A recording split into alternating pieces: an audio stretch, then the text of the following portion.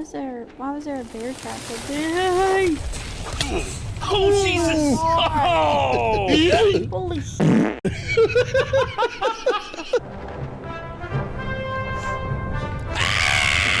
I don't like the idea of this part at all. What is that? That's a dead person. So Chad has now officially been introduced to the new setup of how we're doing things. Yeah? I have a chair. Yes.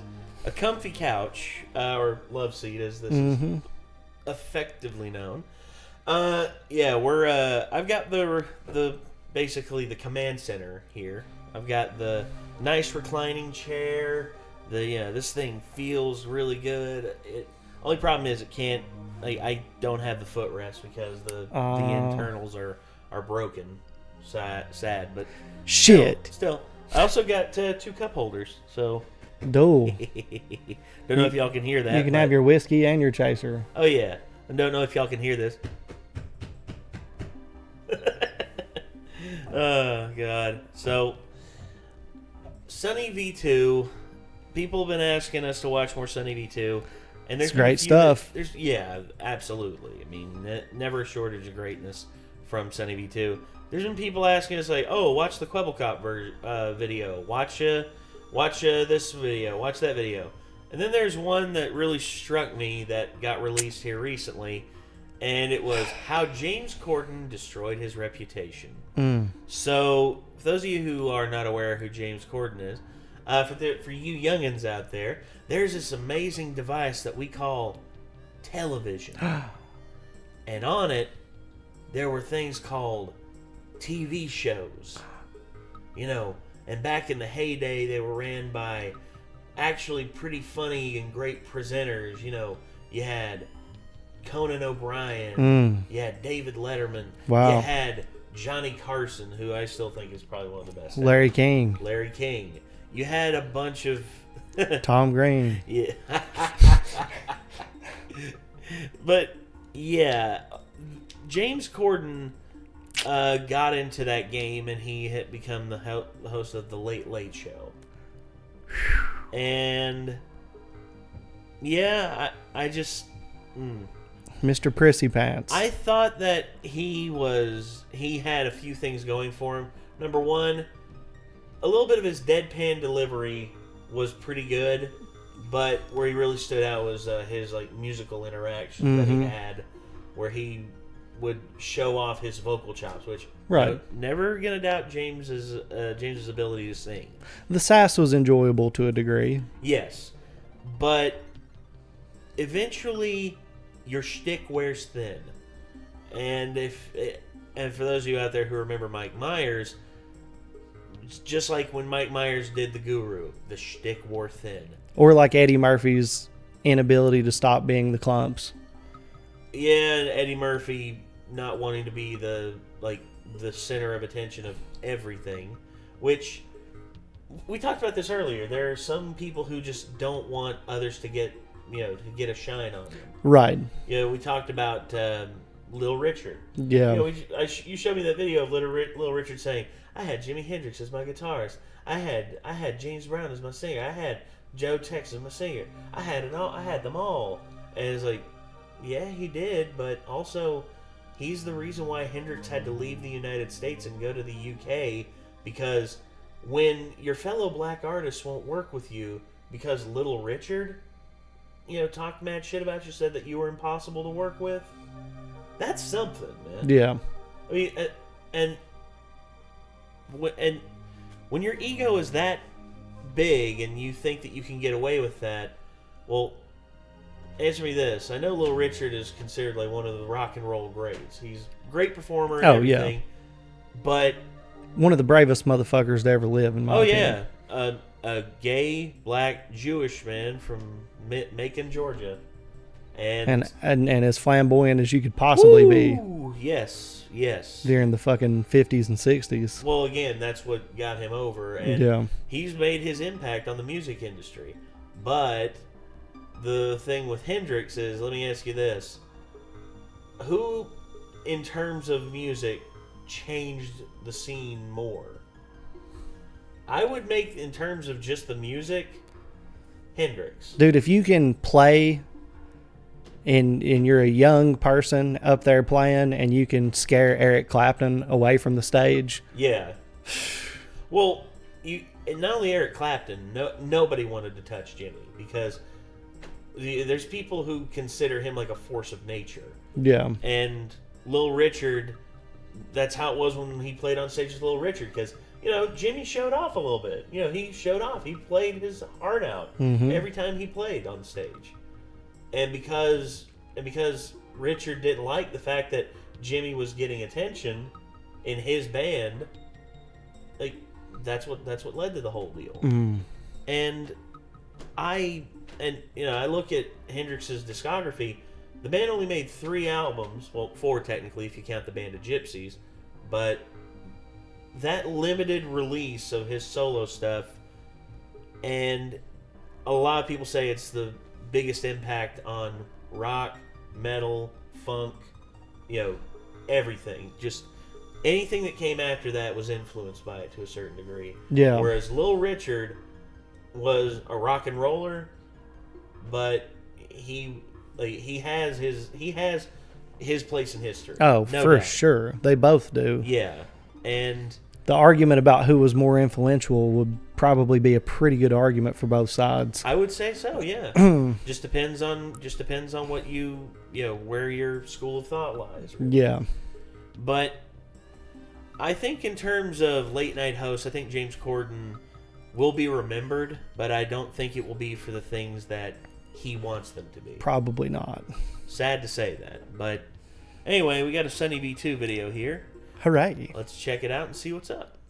James Corden has slowly developed one of the worst reputations in media history, and the foundation for his decline began when people started to realize that James Corden was a completely different person when he wasn't on camera. As an actor and the main host of The Late Late Show, James presents as a happy, polite, easygoing comedian whose goal is to simply make the audience laugh, although there's a mountain of evidence showing that in his private life he's the exact opposite to this, with his rude nature developing after he first became famous back in 2008. As a result of his excellent performance on a British TV show called Gavin and Stacey, James would win the British equivalent of an Oscar, although accompanying this award was an ego boost that began to get out of control. You can start to think you're perhaps a bit more of a dude than you really are. And that very much happened to me. I had a swagger in my walk. As mentioned, James Corden's sudden explosion into fame led him to believe that he was more of a dude than he really was, which would eventually translate into him treating everyone around him like garbage. James explained that as 2008 wore on, it got so bad I was being rude to my agent, and I even started being rude to Ruth. If I was in company and the conversation wasn't revolving around me, I would just switch off. In addition to being rude to everyone around him, Corden began to live a typically irresponsible, newly famous lifestyle. I'd started going out quite a lot. This door had opened to this world that I thought looked like fun, where people go, "You're amazing, you're great, can I have a photo? Do you want a drink? Come out with us." And so you just end up on this path of just 3 a.m. cab rides with people you don't know, heading across London to someone's house who you don't know either, with a group of people who think it's amazing that you're there. This is an intoxicating thing to be part of. All of which being noticed by another Gavin and Stacey actor, Rob Brydon, who explained that when he first met James Corden 6 years prior, he was very impressed by him, yet after winning the Oscar award, James Corden was on a roller coaster. This boy from High Wycombe, and he's suddenly enjoying the fruits of his success, and he just lost his way for a bit. He was burning the candle at both ends and becoming ratty and irritable. James Corden claimed that his streak of irresponsibility came to an end after attending 18 months of therapy, although even after this, there were still countless examples of him treating people like garbage. For example,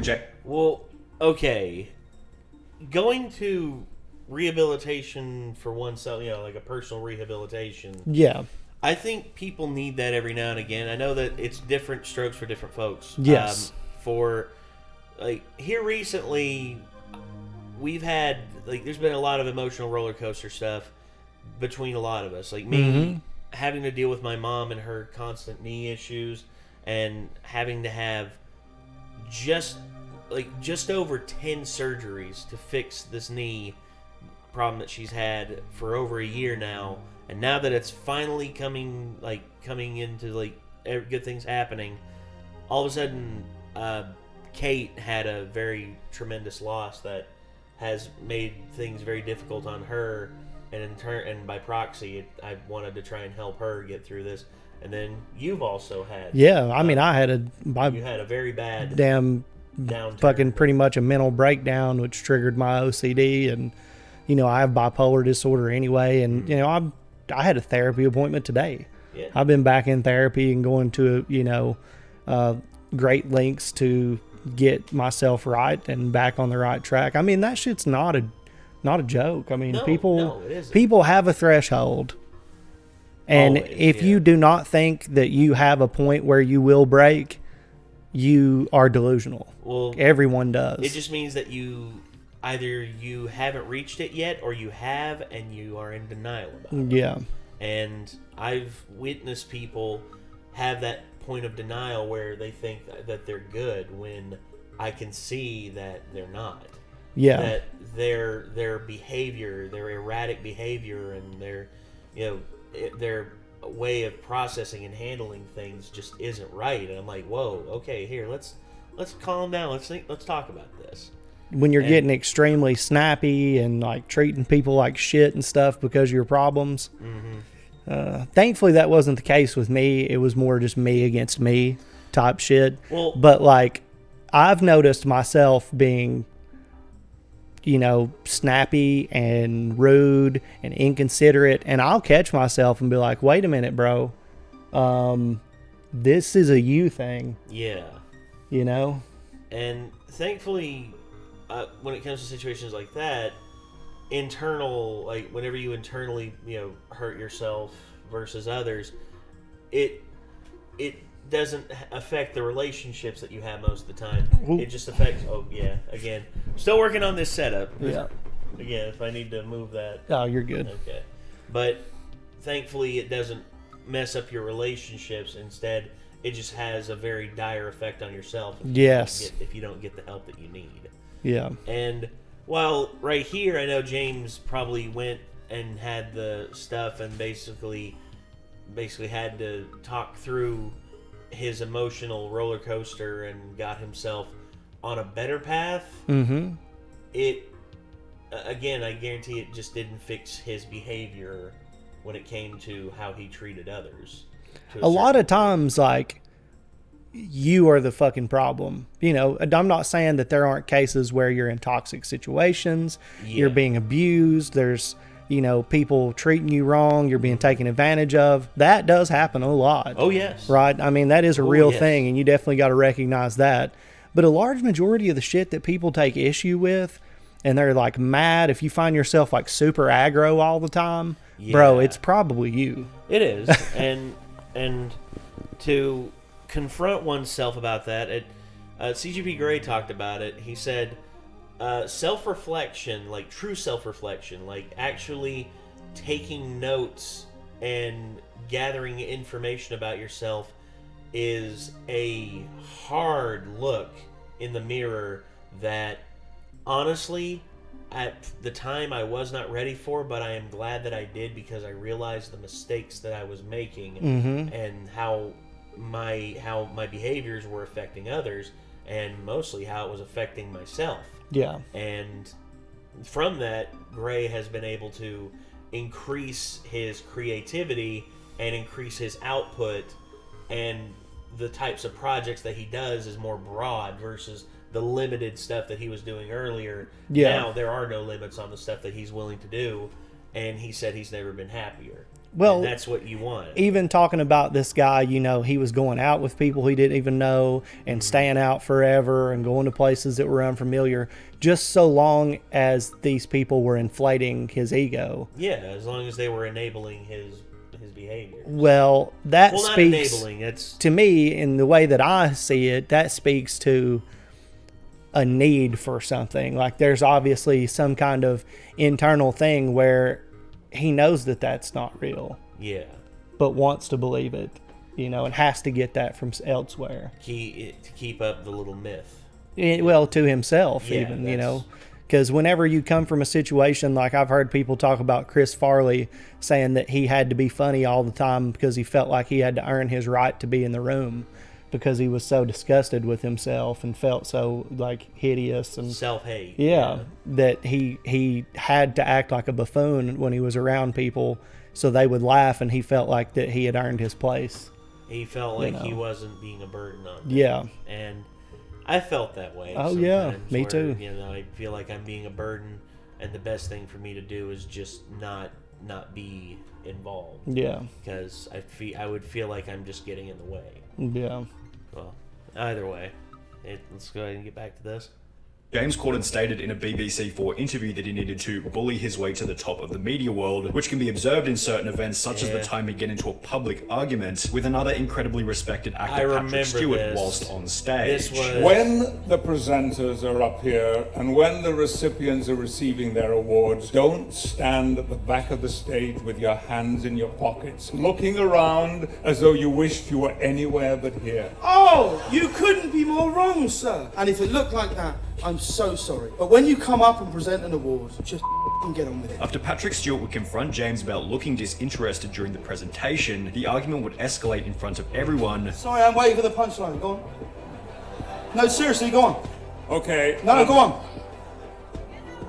You can see my go. belly, and we can all see you dying right now. Let's go for it. Which was concluded by James and Patrick bickering in the background while someone else was yeah. talking on the microphone. Yeah, now to cut James some slack. When that happened, that was, again, just James's impatience and him wanting to not be in that situation.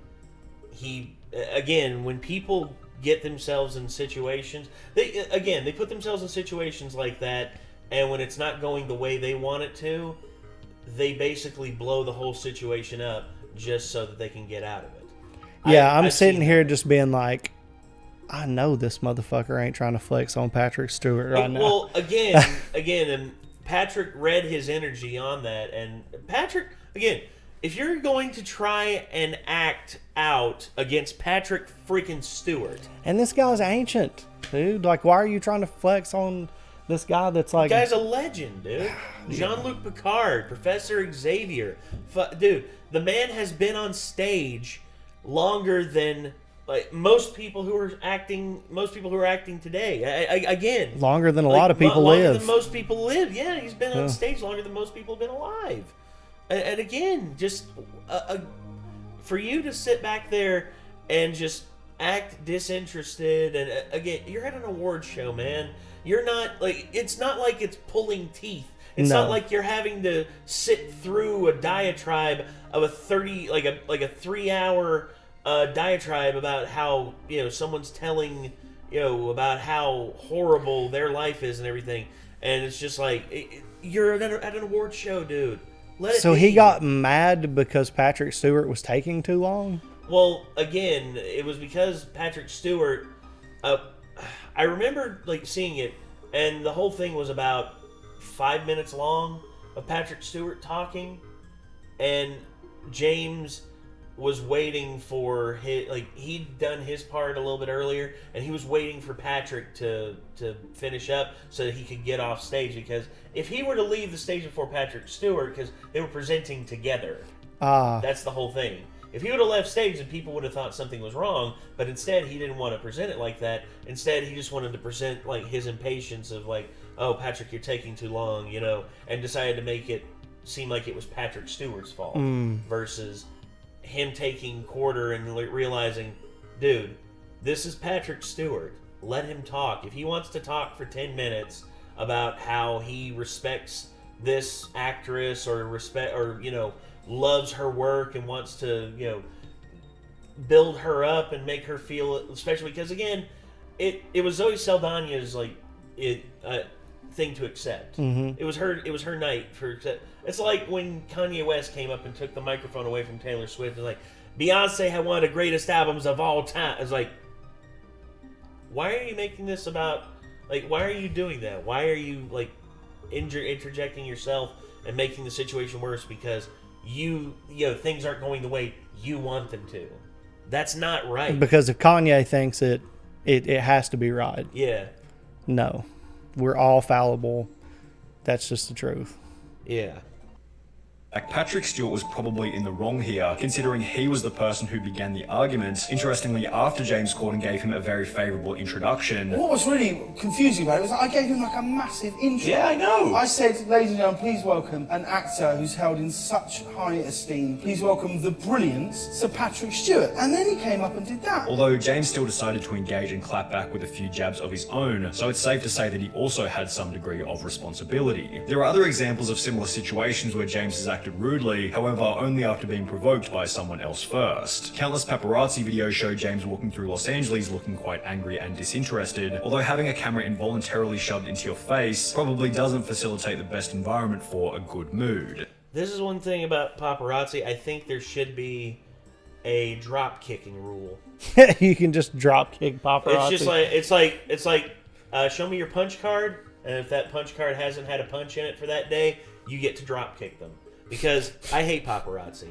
I hate these vile, just demons. These vile little harpies that just have to constantly chirp at you to try and get a reaction, just so that they can have a headline or some bullshit like tag for their tabloid.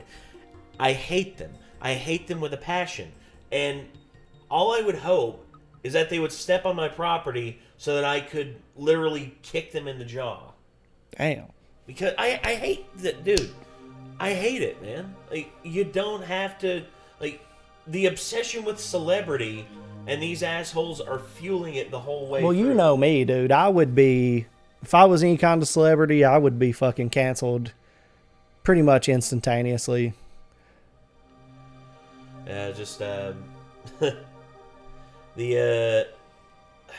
Jake was just letting me know about Saturday, we still wanted to do the music video. Because that's, again, he also told me we were supposed to record more and practice on Friday, but unfortunately he's not going to be in town, so... Yeah, I'm going to be out of town too this weekend, so that idea is fucked too. Sorry. Oh, well. I guess. There's Jesse's coming into town for a wedding. Yatsen, you remember Yatsen that we went to high school with? Yeah. And his girlfriend couldn't come, so he asked me to be his plus one. So when do I get to see that guy?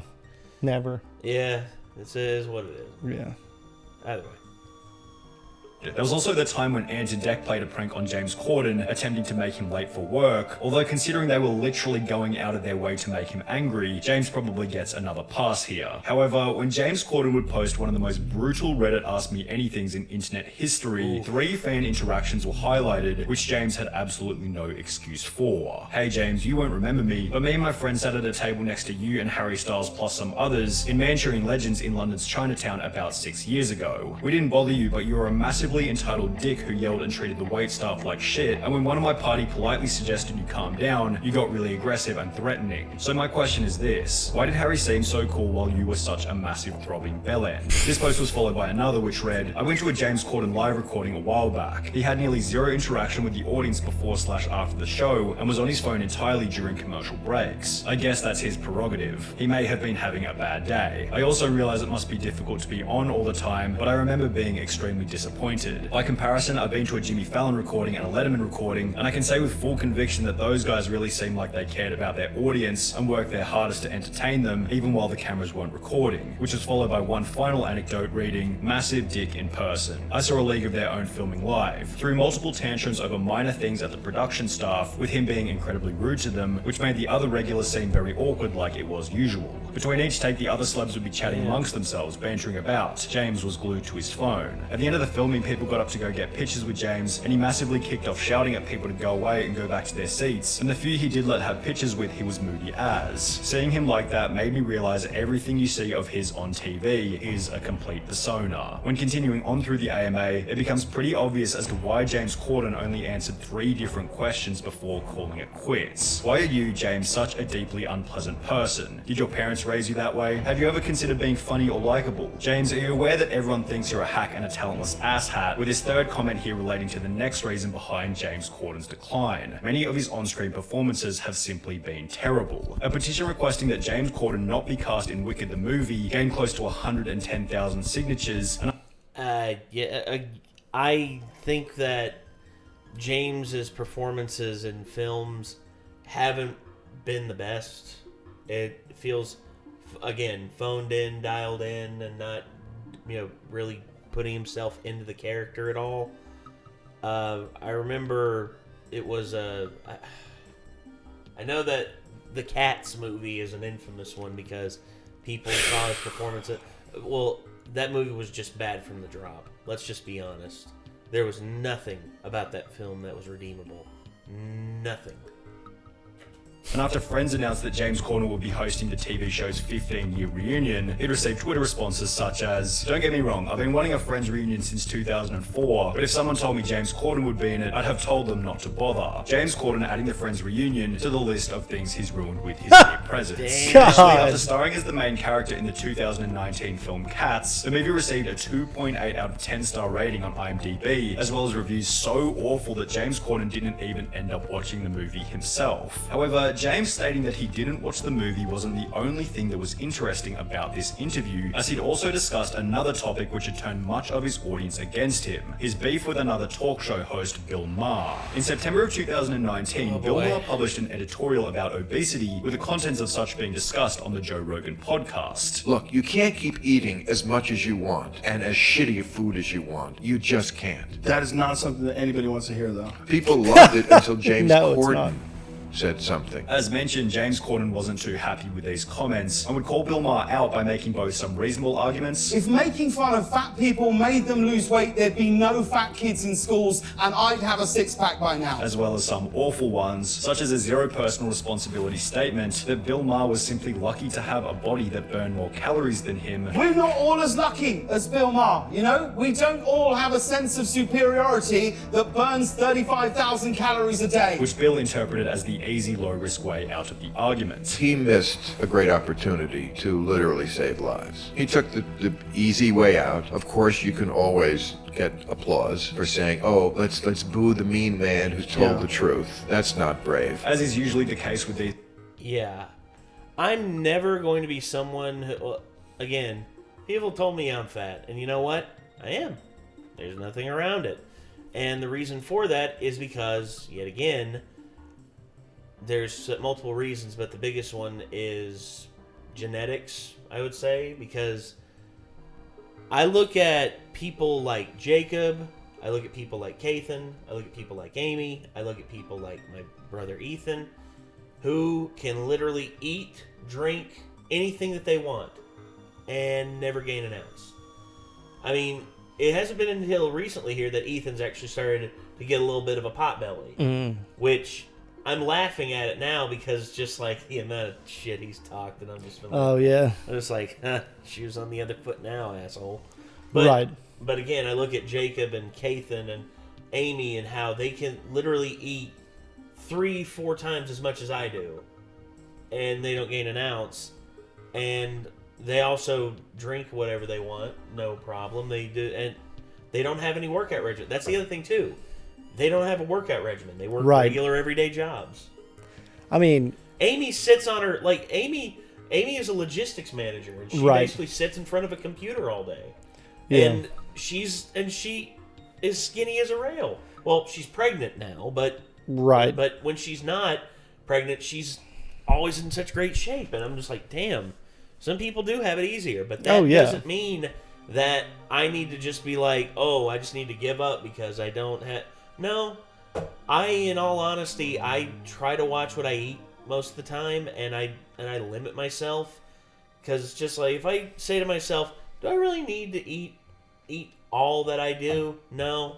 So, okay, I'm just going to pull back the reins. Also, in America, we have a problem with drinking our calories, because it's like every fucking, like, if you go get a Coca-Cola from Mexico and show the calories in it in comparison to the ones that we have, it's like totally different. And what those calories consist of is totally different. Like the syrups and the dyes and all that shit, like our bodies just don't break that shit down the way that it could, you know, if it were real sugar, real cane sugar that's in the Coca-Cola here or something. You know, there's a lot of shit allowed in our products that accounts for that, but there's also just this vast amount of stuff at our disposal. Like a supermarket for us in the Netherlands would be unbelievable. You know, like people tell me that there's like one aisle consists of like half of the fucking store if you go to one of our Walmarts or something. Like for their store, it's like you just don't have those options. And when they advertise and push stuff in our faces that is just completely toxic and completely not nutritious. And that's most of the shit that we live off of. Unless you make a direct and calculated effort to dodge that shit, it's nearly impossible. Yeah. And I hate the fact that it is like that, but oh well. Hey, you know, we're all about that money, dude. Cutting corners and making that money. Yeah. Sad but true.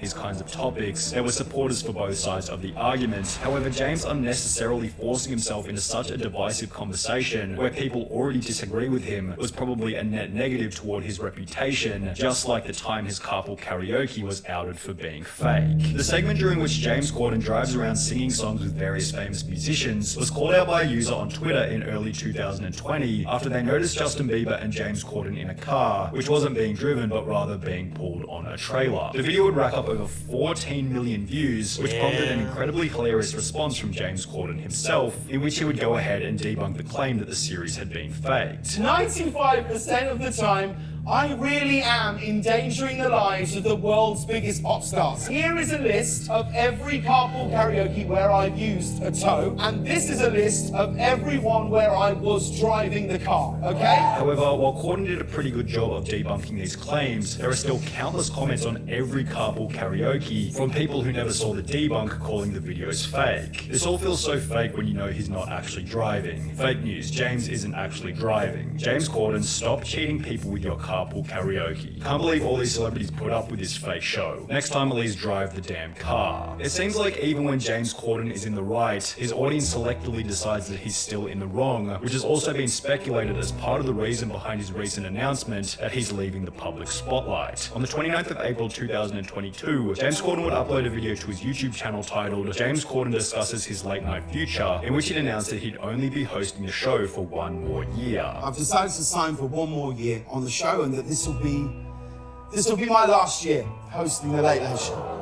In a different interview, James Corden specified that his motive for leaving the entertainment industry was to spend more time with his family. I don't want to do it forever. We're a really long way away from home, and we're a really long way away from people who are getting older, and we're a really long way from them if something should ever happen, and that plays on my mind a lot. However, many have speculated that being such a disliked celebrity has put an unbearable amount of pressure on him, which becomes especially obvious when looking at the comments regarding his retirement. James Corden is a talentless bag of garbage. Goodbye, good riddance. Good God. Finally, we don't want him anymore. Ruins everything he's involved in. Probably one of the most annoying people in the business, it seems. Please don't come back to the UK. Please don't come back to the UK. Please don't come back to the UK. With each of these comments being accompanied by flattering articles such as, farewell James Corden, you were an asshole.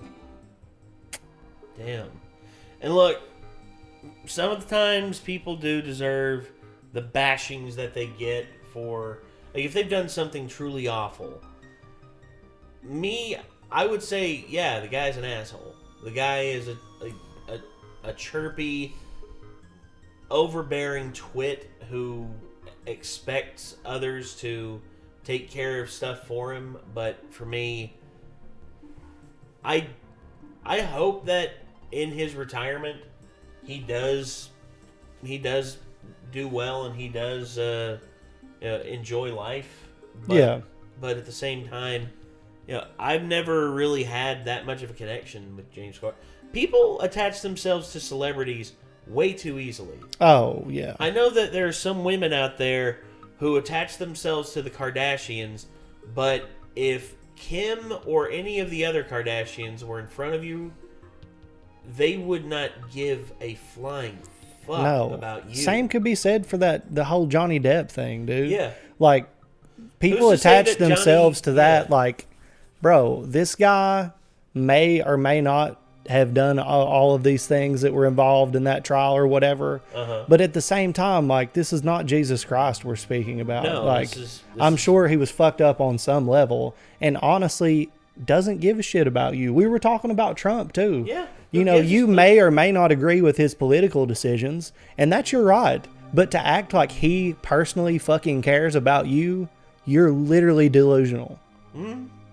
And there's no politician that legitimately cares about you. I'm sorry to tell you. And this is why personal connections and individuality is such an important thing, is by you showing you being, putting yourself out there on an individual level, you can build connections, you can build friendships. George Carlin hated groups of people, loved individuals. Yes. That's right here. What we've got right here. This is a friendship that has lasted for the better part of 20 years. Yeah, couple decades. Yeah, and it's something that I often just look back on and it's like, damn, how did this happen? How did we become friends? Happenstance. Yeah, exactly. We became friends simply by just interacting with each other, and then boom, it's the longest lasting friendship that I currently have. Right up there with me. Yeah, because every other friend that I've had between now and then has it's either a newer friend or someone that I'm not in contact with anymore, and it's sad, but that's just how it is. Especially in adult life, it becomes less about hanging with the homies and more about taking care of your shit, and then you've got your smaller clique, and that's pretty much it outside of your family. Well, and even then, there's some family members that I love to death, but I don't see because of how far away they are. Same. And there's also people who are in my family that I don't want to interact with because of just how poisonous and how vapid they are. Yeah. I've had family members that I just, when the opportunity comes for me to be around them, I'm just like, I'll say hello and I'll see where they are, and if they haven't changed from who they were and they're the same, self-absorbed prick, I don't want anything to do with them. But if they've changed and become a better person, then honestly, I'm willing to give chances. That's the thing. I'm willing to open myself up to see if these people have changed. And if they have, awesome. But if they haven't, be like, hey, it was good seeing you, but I actually got to get back. I'm sorry, but yeah, hey, I'll see you later, man. And I don't want to be rude, but I just don't want to be around because I know eventually what will happen. Some family members I have are so self-destructive that they can't help themselves. Yeah, and it pains me about that, but everyone in the family's tried to help them so much. Everyone has. Everyone's sacrificed time, effort, and everything. They've given years and years of their lives to try and help these people, but there's no helping them because they just keep hurting people. They keep hurting themselves and the people who try to help them. Mm-hmm. And I know that people can say that sounds selfish, but patience is something that I try to be patient with people. I try to be patient with people. I would say that you are. I would argue that you're pretty good at that. And even when people, from an outside perspective, when people see that, my interactions with people who I consider my friends, and I talk to people who I trust, and those people are just like, oh man, why are you friends with him? He's walking all over you. You've had that conversation with me about several people, and sometimes it takes an outside perspective for you to realize, oh God, this person's not my friend. This person is not a good influence on me. Well, you definitely value your friends, and you value their well-being, sometimes to a point of detriment to yourself. And that has been where I've had to be like, bro, listen, I know you're who you are and you're a wonderful person, but this is really, really bad for you. You're saying it's a bit much. Yeah. It's a bit much because you can't save everybody, and you can't take somebody who is in a position like this guy, this James Corden guy. He's on top of the world. He's got everything going for him, and he's still going after Patrick Stewart. You know what I mean? There's some people who are just at all. The individual has to make these choices. You can never force anybody into anything, let alone bettering themselves or trying to fix some big internal issue that they've got going on. So, yeah. Sometimes, much like James Corden, they need to go and do their own thing. They need to be out of the system. Yes. And just live their own lives. Yes, for the betterment of everybody around them. Yes. So I don't think you should feel.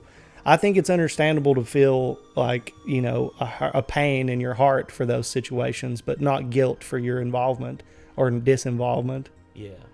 And I guess, and I guess it's just my people have told me I have an altruistic nature where I try to help others for no benefit for myself, and they say that an altruistic nature is a good thing, but you can really handicap yourself if you're not careful. God, the people who make it to the top, again, James Corden, who they're able to step on the faces of other people to get up.